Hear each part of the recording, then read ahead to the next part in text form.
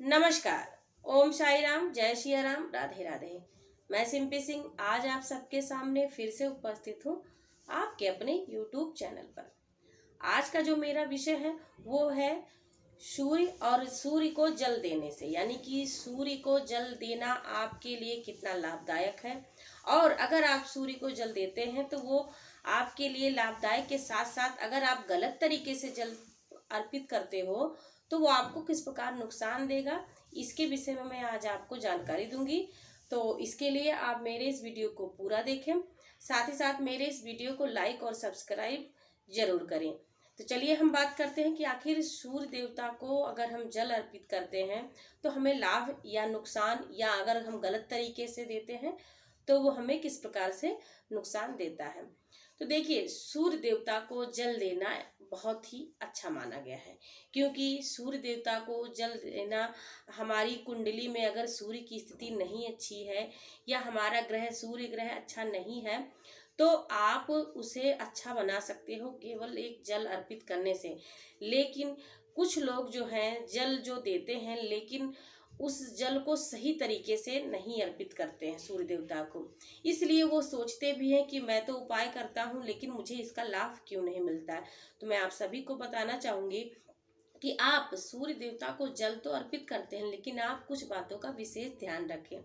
जैसे कि मैं आपको बताना चाहूंगी कि सूर्य देवता को जल देने का जो शुभ मुहूर्त होता है वो प्रातःकाल ब्रह्म मुहूर्त में होता है, यानी कि हो सके तो आप 4 बजे के बाद में ही आप जल जरूर अर्पित कर दें। यानी कि 4 बजे के बाद आप सुबह ब्रह्म मुहूर्त में अगर आप सूर्य देवता को जल अर्पित करते हैं तो बहुत ही आपके लिए अच्छा रहेगा।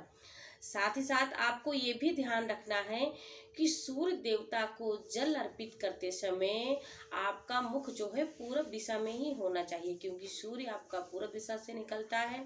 और पूर्व दिशा में मुख करके अगर आप जल अर्पित करते हो तो ये बहुत ही अच्छा रहेगा, क्योंकि इससे आपको सकारात्मक ऊर्जा मिलेगी।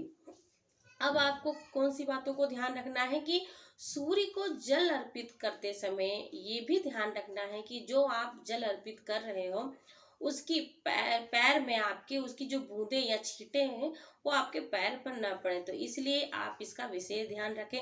साथ ही साथ आपको सूर्य देवता को जल अर्पित करते समय अपने हाथ को, यानी आप अपने हाथ को इस प्रकार उठाएं कि वो आपके सर से उठा हो, यानी कि हाथ को सीधा उठा के सही से आप जल अर्पित करें, ना कि ऐसे कि थोड़ा ही, बाकी आप अपने हाथों को सही से उठाएं ऊपर। तो ये आपको ध्यान देना है। और आपको कभी भी जल अर्पित करते समय खाली जल अर्पित नहीं करना है। जैसे कि आपको ध्यान देना है कि उसमें फूल और अक्षत जरूर हो, और हो सके तो कुछ मीठा, यानी कि जिसमें आपका गुड़ जरूर हो। इससे क्या होगा कि इससे आपके कुंडली, यानी कि आपके 9 ग्रहों में अगर कहीं से भी सूर्य से संबंधित अगर कोई दिक्कत है, यानी कि आपकी कुंडली में सूर्य को लेकर अगर कहीं प्रॉब्लम है तो ग्रहों की स्थिति आपकी अच्छी बनेगी और आपके घर में खुशियां भी आएंगी। साथ ही साथ मैं आपको ये भी बताना चाहूंगी कि सूर्य को तांबे के बर्तन में जल दें, क्योंकि अगर आप किसी और बर्तन में जल देते हैं तो कहीं ना कहीं अगर आपके घर में गरीबी या स्वास्थ्य से लेकर परेशानी है तो ये कहीं ना कहीं उसमें से एक विशेष लक्षण है। इसलिए आप ध्यान से तांबे के बर्तन में आप सूर्य देवता को जल अर्पित करें।